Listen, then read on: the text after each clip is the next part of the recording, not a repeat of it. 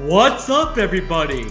Welcome to a winning edition of Touchdown Texas. I'm your host, Shiva Patel, and my co-host here, Nick Rodriguez. Texas dominates Oklahoma 23-6, dominated them on all facets of the game. It was a great game to be part of. Nick, how you feeling, man? Man, feeling great. Everything that we were kind of asking for ahead of that game or after the Florida game got answered. Not saying everything's figured out, but they played a pretty full game of football.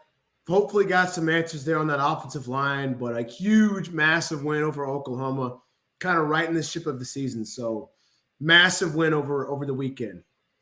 Definitely, for sure. Be sure to follow us on our social media channels at touchdown_Texas, and be sure to like and subscribe to our YouTube channel and this video. Thank you for everybody that joined our TikTok on Saturday night after the game. We enjoyed having the interaction, had a lot of great dialogue, got to celebrate this victory. So me and Nick were actually together watching the game, but let's get to it.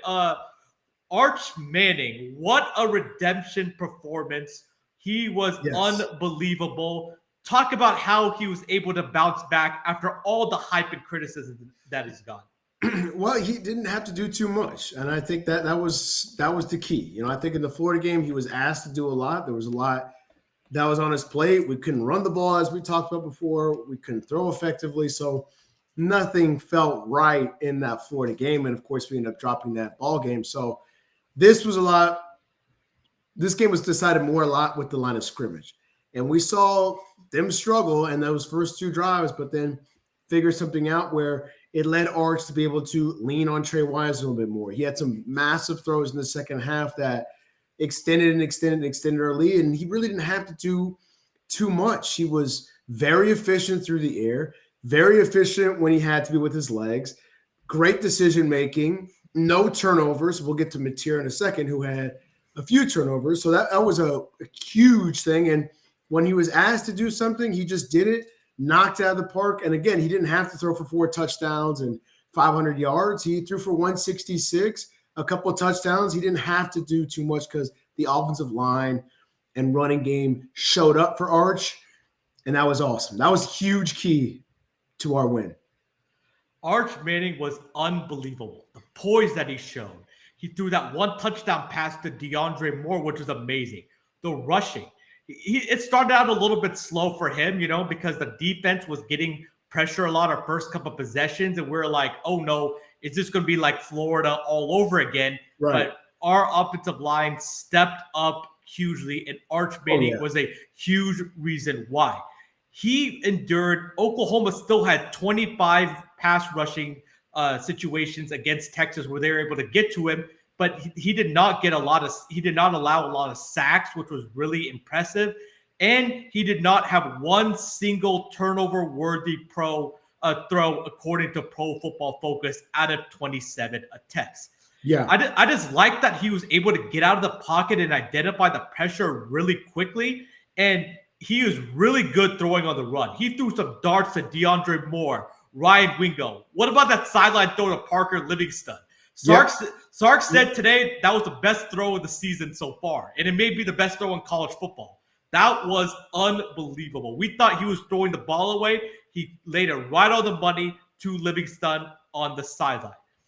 Arch and the receivers are starting to get very comfortable with one another because every time Arch Manning scrambles, the wide receivers don't just stand there. They're able to move a lot and get to the open space. To the ball. Yeah. And that's what happened on the DeAndre Moore touchdown when he was wide open. So he started to build some more chemistry with the wide receivers. His pocket presence was amazing. He was able to step up in the pocket, navigate the pocket, make quick decisions. They made it a point to get the ball out of his hands a lot faster than the 3.2 seconds that happened during Florida. It was just one-step drop, ball out, which was really good and put the Oklahoma defense on its toes. He did a great job of running when he needed to, but he didn't run that much. Staying in the pocket, taking hits, delivering accurate balls. Arch Manning was the reason why we were able to have so much success on offense. So let's talk about the overall offense as a whole. What about Wisner? This is his first game of the season. He was able to perform really well on Saturday. I mean, Trey Weiser played outstanding. I mean, again, it was a shaky first couple of drives where, again, they have a better defensive line than Florida does, at least over the last several weeks they had. So it didn't look good. It wasn't a very good first start. We couldn't really get the ball moving. We were missing field goals. And then it started to like gel together once we got that confidence from the offensive line, which again, sequenced into everything else taking into account. We talked about Arch and how that made his job a lot easier. We didn't have to ask him to do too much. But on the other side, Mr. Wisner made things a lot easier. I mean, people are calling him an Oklahoma killer, right? Like just be able to get through those tackles. So many of his touches in that first half were after yards after contact, just getting hit, staying upright, having that wiggle, having that bounce. And instead of being in 2nd and 10, now we're in 2nd and 5. Instead of being in 3rd and long, now we're 3rd and manageable. He was such a huge piece to the puzzle. Sark relied on him heavily. I think he was like 22 for 94 yards. The average rush yards for Texas were really high. You know, because we had about the same amount of attempts as Oklahoma, about 22, 25 in that range. We had about 4.3 yards per rush. They had about 1.6 in that ballpark range. So that just goes to show you the offensive line for Texas dominated this game after those first few possessions. And that led Wisner to explode and have some massive runs, not only towards the end of that first half, but especially in that second half where we were able to milk the clock, get the points up on the scoreboard, and win the game. Look, we win the game 23-6. You know, we didn't put up 50 points or 40 or 30. Didn't have to, right? It was a defensive battle, defensive game. Other than those first 2 drives from Oklahoma where they scored 6 points, that was it for them. And that's a huge part to the defense. But offensively, everyone did their job. He ran like a crazy man, and he had lanes that he was actually able to get through. Past several weeks, our running backs haven't been able to do much because there was nothing there like against Florida or against Ohio State. So massive, massive. I mean, my grade's got to be A+. I mean, it was just a little shaky. A couple penalties by Nick Brooks, the offensive lineman, in the beginning, his first start, but shaped up right away, didn't let the game get away from them, and controlled the game really from the second quarter on, but especially in that second half. We did. And there's a stat that usually in these games, whoever wins the rushing battle wins the game. Yeah. Texas dominated the rushing battle. They were able to get yards on Oklahoma and really wear down this Oklahoma defense, which you love to see. They had 136 rushing yards on 35 rushing attempts. At the beginning, it wasn't very pretty. You know, we were trying to do the screen passes. They were getting blown up. We would try to run the ball. It was getting blown up. We were in 3rd and long situations the first couple of drives due to penalties and negative plays, which Oklahoma had 12 tackles for loss. But despite that, we started to trust the running game more, and we started to hand the ball to Wisner. That's what I wanted them to do more against Florida when he only had 8 rushing attempts compared to 22 against Oklahoma, because he's not the biggest guy, but he can find the little crevices in the hole. He has pretty good speed, not home run speed, but really good speed. We saw that. We did. And he's physical. He's not afraid to take on big defensive tackles, linebackers, and he's just a player that gets the extra yards. He'll fall forward when he needs to, and that created 3rd and shorts for our offense, and that allowed us to really get into our rhythm. And I love Trey Wisner because he had a big game against A&M. He had a good game against Oklahoma last year. He's a guy that performs well under the bright lights, and we needed Trey Wisner because we did not have Cedric Baxter, and that took a lot of pressure off of Arch Manning. And the running game was the biggest reason why we won this game, because there's a stat out there coming into this game. Oklahoma won 11 out of the last 16 Red River rivalries. And this is the first time that Texas has won back-to-back Red River rivalries against Oklahoma since 2008, 2009. And this is Texas's best run against Oklahoma. Sark is 3-2 against Oklahoma since Mac Brown from 2005 to 2009. So this game was so important for our season. Our offensive line really started clicking. We decided against Florida, we're going to go with the same 5 guys, and we trusted Nick Brooks, the true freshman at left guard. It started a little rough early, but he was mauling people in the running game. He was playing through the whistle. He was physical. His pass protection could get a little better, but Yeah. he's still only a true freshman, and this game should give him start. confidence. First start, it should give him confidence going into the rest of the season. So shout out to the offensive line. They were unbelievable, and the reason why Texas won this game. Let's talk about the defense. So the defense completely took Oklahoma out of their game. John Mateer had a really rough game. 3 interceptions, 2 by Manny Mohammed, 1 by Grayson Littleton. What grade would you give the defense? It's got to be another A+. I mean, this is like I said before in the opening, this is a damn near complete game from Texas. I mean, you could maybe say 3.5 quarters. Still looking for that first start, complete start to get off to a bang, but it's hard to find many complaints or holes in that game for Texas because they just came out and swarmed them. And again, 23-6, you might go, well, they didn't light up the scoreboard, but they did everything they had to in every facet of the ball game. So A+ a game for the defense. You caused 3 turnovers. Muhammad has 2 of them. Could have been more. It could have been up to 5 turnovers or 5 interceptions just based on the way he was throwing it.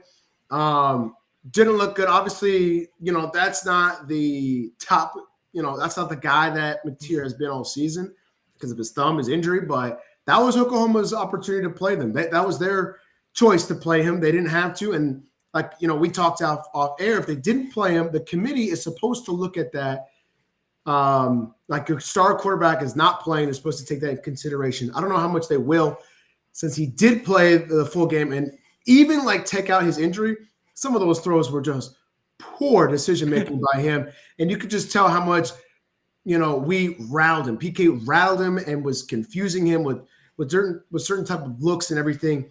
One specifically, the game is 6-3 into the first half. Oklahoma has the ball probably around the 30. Field goal range for sure, right? And the clock is ticking. Everyone's saying, well, kick a field goal. Go up 9-3. They don't. They're aggressive, which is fine. You can understand why they might want to extend their lead. Throws a brutal pass. Doesn't even look like he sees Muhammad. Malik picks it off. That's into the half. And they don't really do anything the rest of the game. They don't even enter the red zone the entire game. So obviously he was bothered. They kept hitting him. Another play that stuck out to me is early on, first or second drive of the game. Mateer runs out, kind of slow, but just trying to see. And Tav comes up and hits him hard. It felt like the guys were going after him cleanly, but going after him and making sure he knew that they were going to field him all day. If you were going to beat Texas, you were going to have to come through that defense. And they showed up. Colin Simmons showed up. Taft was not going to lose Red River. Malik he hasn't been really that available this season, and it was good to see him come back and play healthy. So A+, you can't deny that. Shout out to the special teams with Ryan Niblett taking a kick to the end zone for a touchdown that really sealed the game right there. But you got to be happy. Complete turnaround from how we started against Florida. Just didn't even show up until late in the third quarter. This time, it's a little bit later, maybe into the first quarter, midway through the first quarter, second quarter, something like that. So still need to start a little earlier, but things were fixed and absolutely shut down that Sooner offense. They not only shut them down, they made them look one-dimensional. Because Oklahoma has one of the worst rushing offenses coming into this game. Jaden Ott, their transfer portal running back that they got from Cal, he's been struggling this year. Well, they tried to establish the run early. Texas was like, nope, we're not going to allow that to happen. They did a good job of cutting off the water. And I just like the physicality that they were playing with in the trenches. They took the fight to Oklahoma. The defensive tackles were getting off blocks really well, shedding blocks, getting tackles for losses. Anthony Hill he may not have the stats, but he was all over the field, just hitting people, making life miserable for the Oklahoma offense. And just the defense in general, they were swarming to the ball. They did a good job of sticking with their fundamentals, tackling, not allowing extra yards after the catch. They also made life tough on John Mateer. Like Nick said, he tried to run a couple times. They made him feel the physicality and punishment for running. You could hear the pads popping. And so he didn't try to run that much. But even when he was in the pocket, they had a lot of sacks on him. They were getting pressures, pass deflections, and they caused some of those inaccurate throws that Mateer was throwing to, because he doesn't have the greatest wide receiving core, but we shut it down. The reason why Oklahoma's offense has been effective is because Mateer is a playmaker at quarterback. He can use his feet and his legs to be able to extend the play. Well, we didn't allow that to happen. We made life tough for them on third down. You know, they were 6 of 17 on third down compared to Texas, 10 of 17. They did have, 258 total yards, but a lot of those yards were after we already had our backups in. And we just made Oklahoma look one-dimensional, and they did not know what they were trying to do on offense. Arbuckle couldn't use his trick plays that he did against Auburn, etc. And we made life really, really difficult on John Mateer all afternoon. We didn't relent at all. We kept the pressure on him, and we forced him to make inaccurate throws. Shout out to Malik Muhammad, 2 interceptions. What awesome ball skills. And the true freshman Grayson Littleton with the interception as well. So I give this defense an A+, and I think they're going to continue to do this because they were the reason why we were in this game to begin with, because our offense started out slow and they allowed just 2 field goals to Oklahoma. So Oklahoma didn't even run one single play in Texas's territory, which shows you the dominance of the defense. So now let's go to game balls, Nick. So start on offense. You may have talked about it earlier before, but who do you give the offensive game balls to? And then we'll go to the defensive side. I would just go as a unit, the offensive line, because I don't think if the offensive line protects the way that they did a few days ago, in that Red River matchup, then, this game is a different story. Maybe you can figure it out, but you just saw how inept Oklahoma's offense looked when they had no push or no force from our defensive line moving them. So 1 would be to our offensive line, and 2 would be to Trey Wisner. I mean, those 2 really, really took care of the ball, took care of the game. I mean, no turnovers again from Trey Wisner. It just is able to tote that rock and take care of it, which is great. And then if I had to give a third, those main 2 in my top 2 would be Arch. I mean, Arch had everything going for him. Didn't do too much. Worked as a team. This is what we could have used against Florida. Same kind of blueprint. Or against Ohio State, which is a mean, tenacious defense as well. Still the best defense in college football is Ohio State. But that's kind of the scheme that we need to take into winning some of these ball games is let's set them up. Let's protect. Then we can get a little creative. And then he even had a play where it was a great throw, great defense actually by Oklahoma where he broke it up. I think it was to Livingston. I can't remember exactly, but broke it up. And it was still just a great throw, which didn't put into harm's way at all. So even when we didn't convert or we didn't execute the way we wanted to, it wasn't poorly done or poorly played called. I thought Sark called a great game. Yeah. We did our TikTok live. No one really got into the Sark, as far as hating on him. It was just, he did a great job. It was just perfect. No news is good news. Just let's keep it going. We got Kentucky next week, but my main 2 is going to be the offensive line as a whole. Shout out Nick Brooks, first start. That's a crazy environment for your first start.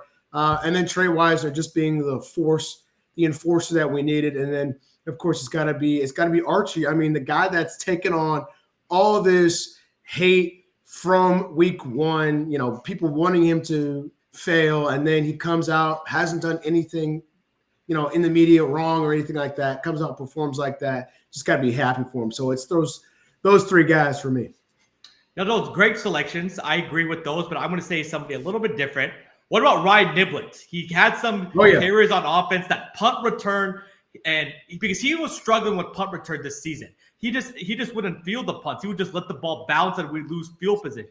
Well, he is a speed guy. He's a great story because he's from the 2022 recruiting class. He has not played a lot in his Texas career. He was thinking about transferring, but Sark said today, I told him, I don't want you to transfer. I believe in you. You can have a role on this team. So whenever something good happens to guys like this in the new era of college football, you have to commend them. A team first, selfless guy willing to do whatever it takes to win.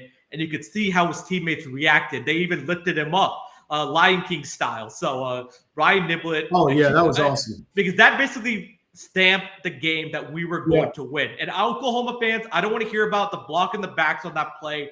Your offensive line was holding pretty much the entire game, so I don't want to hear about that at all. And what about DeAndre Moore? I had to give him a game ball because he had a touchdown catch. He had 3 catches for 50 yards. Like I said earlier, I love the way that he was doing the scramble drill, getting open for Arch Manning. So DeAndre Moore also deserves a game ball. He's getting better and better as the season goes on because now he's got his feet underneath him, and he's going to be one of Arch Manning's favorite targets. So that's offensive game balls. Let's go to the defensive side. Who do you think were the players of the game? I mean, the line of scrimmage on the defensive side, I mean, that's just wins you games. I mean, we talked about that. You brought up that stat that says whoever has more rushing yards tends to win that game. It was us. But I'm going to go with 2 guys in the secondary, actually. I'm going to go with Taft. No interceptions, but, man, he had some PBUs. He had some massive hits. Like I said, that I really set the tone is hitting Mateer on one of those first 2 drives of the ball game, and just was like, hey, letting him know, like, if you're going to beat us, you're coming through us. And that really set the tone. And then the other one's got to be Manny Muhammad. I mean, he comes up with 2. One of them could have been a touchdown if they, if he throws a different ball or whatever. So, that's massive. You're taking points off their scoreboard anytime. You're going to get a game ball from us. So, to me, it's got to be Malik Muhammad. I'm also giving it to Michael Tapp just for setting the tone in that environment. We're 3-2 at that time.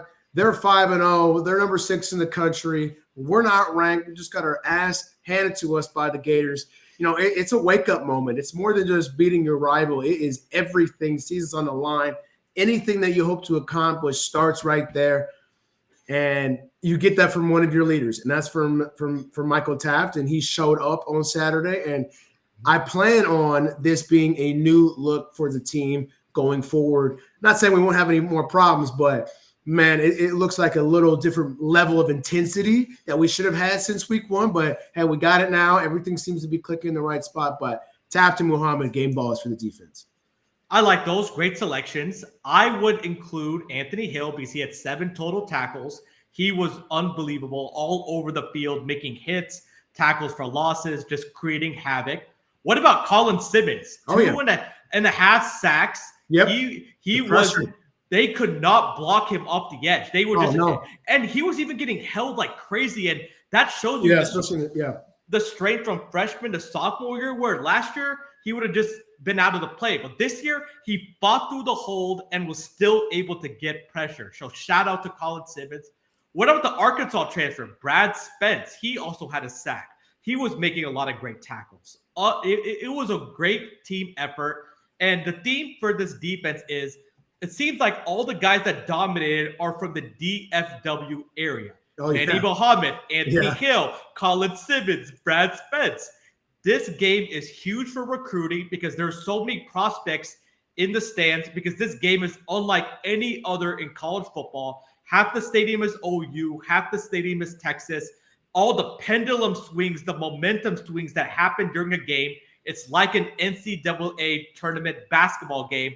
Well, our defense showed up. They were physical. They put Oklahoma in 3rd and longs. They were forcing turnovers. Oklahoma's best wide receivers, Deion Burks, who we kind of recruited out of the portal, and Statanga were completely taken out of the game. They couldn't use their tight end. They had no running game. Mateer had a game that he would probably like to forget.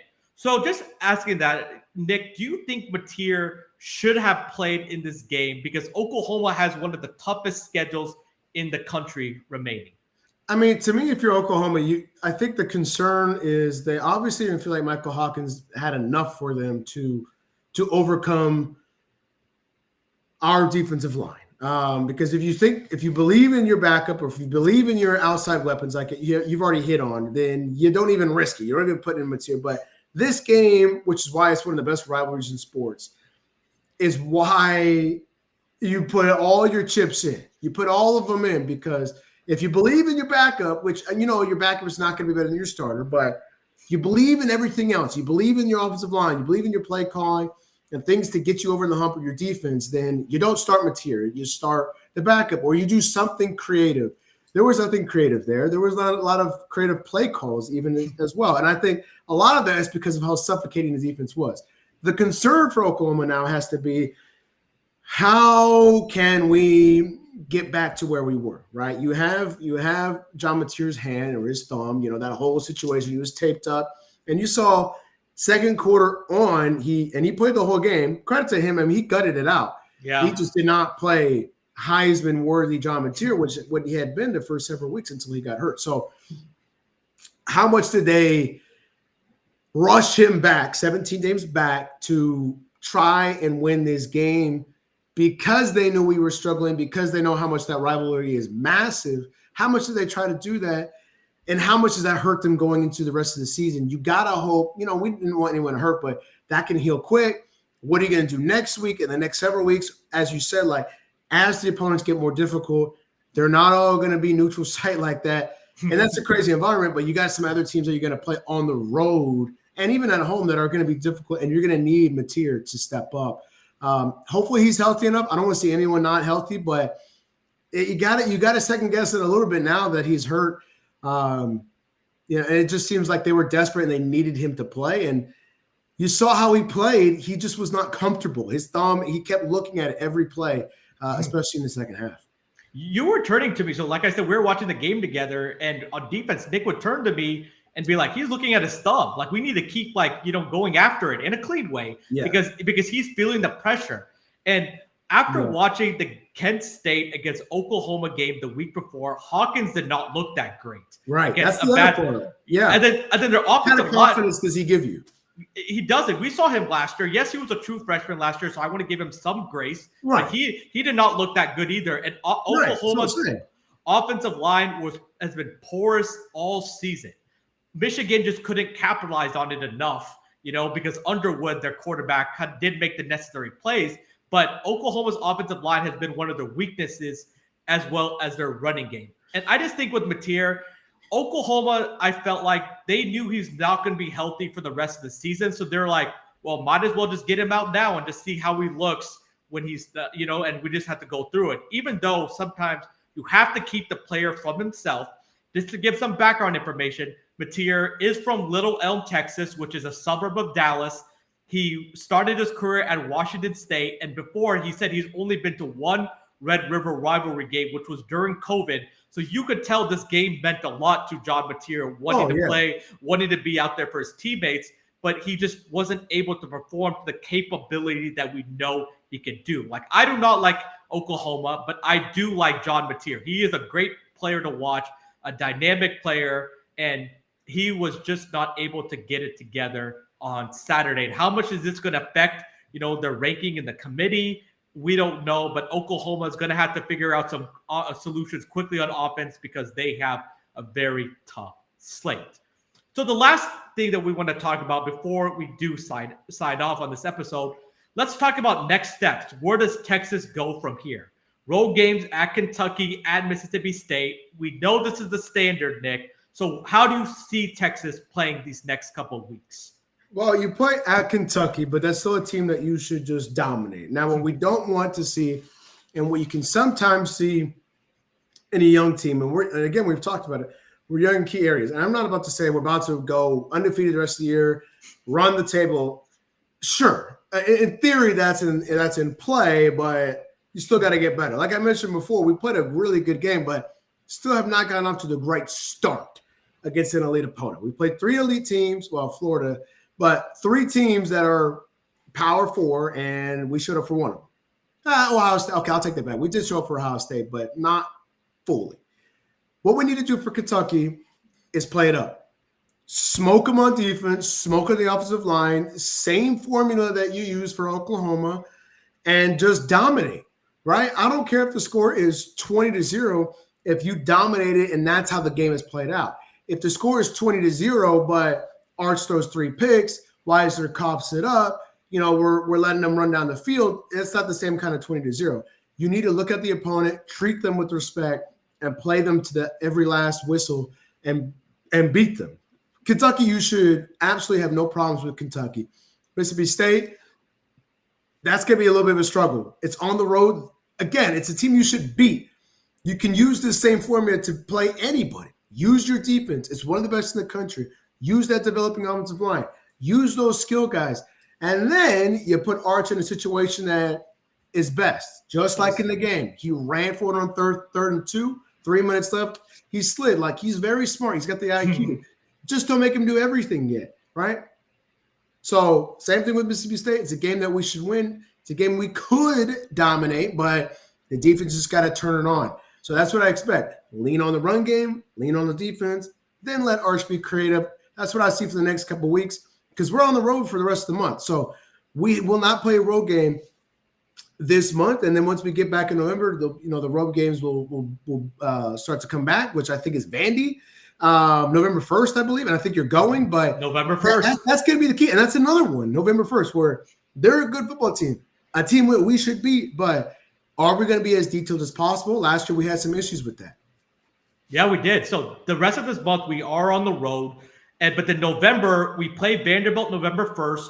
We have a bye week November 8th. We play on the road against Georgia again November 15th. Yep. November 22nd is Arkansas at home. And then November 28th, Black Friday, is Texas A&M. Yeah.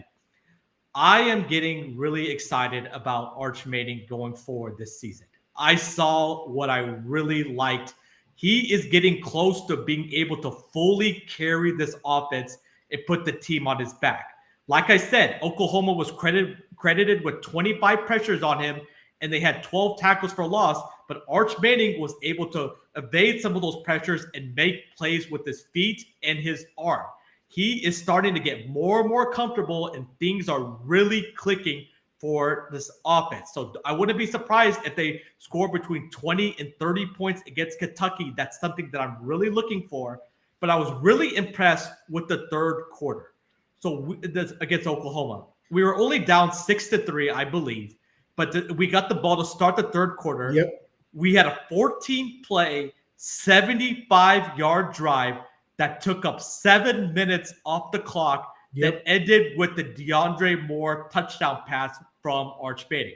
On that possession, we had 9 rushes and 4 passes. So we're leading on the running game. We're making it our identity. We're getting it up. Yep, we're getting in short third down opportunities because Arch Manning on third down was unbelievable. 11 of 12, 117 yards, 1 touchdown. That's near perfect. So he's really flipped the script. Against Kentucky and now against Mississippi State, we need to dominate the trenches. We need to bring that same physicality. We need to start fast because Kentucky is really good at making life tough on high-ranked opponents. Ask Georgia last year. They only won 13-12. Trinidad Chambliss and Ole Miss only won by touchdown early this year against Kentucky. So they know how to keep the game close.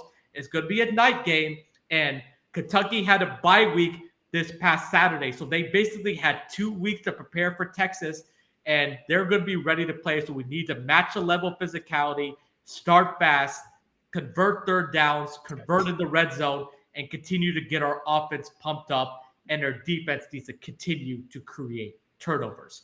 So we're going to do predictions for Kentucky a little bit later this week. We're going to make it a weekly thing of getting on TikTok live before the game Saturday, at halftime, then after the game. But thank you again so much. This will wrap up this episode of Touchdown Texas.